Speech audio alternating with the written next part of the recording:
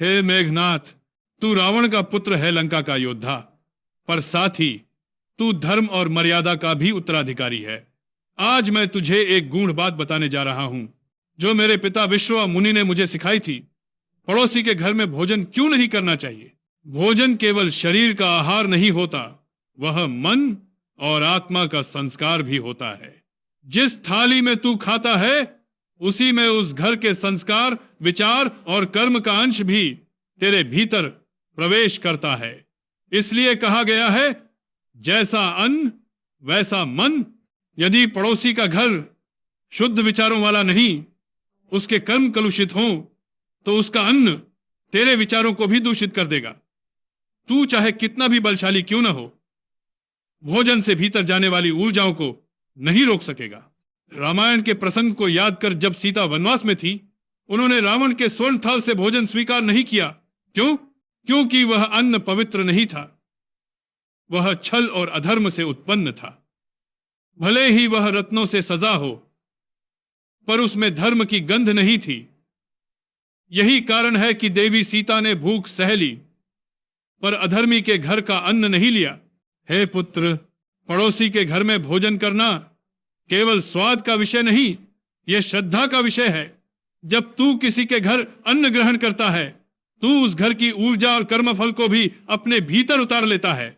यदि वह घर लोभ, ईर्ष्या या पाप से भरा है, तो उसका एक अंश तुझ में भी प्रवेश करता है। यही कारण है कि हमारे धर्म में कहा गया है, अपने घर का अन्न, अपनी रसोई का अन्न। भोजन का आदान प्रदान तभी शुभ होता है जब हृदय पवित्र हो, जब दो घरों के बीच सद्भाव हो, सच्चाई हो, तब अन्न बांटना पुण्य है।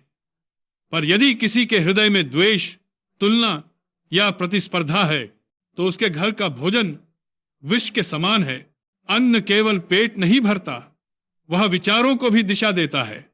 यही कारण है कि शिव ने कहा, जहां मन अपवित्र हो, वहां भोजन भी पाप हो जाता है।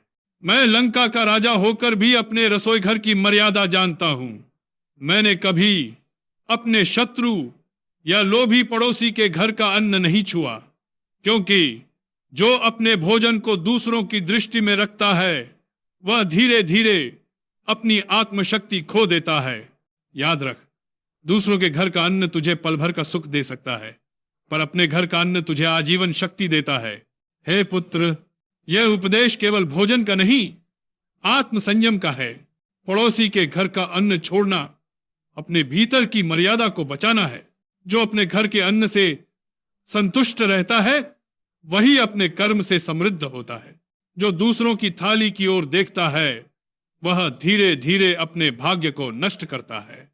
इसलिए हे मेघनाथ, हमेशा याद रख, अन्न केवल अनाज नहीं, यह संस्कार है।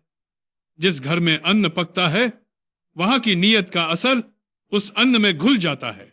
इसीलिए सदैव अपने घर का अन्न खा, अपने कर्मों से उसे पवित्र बना और अपने परिवार की मर्यादा को बनाए रख। यही धर्म है, यही नीति है और यही आत्मबल का रहस्य है।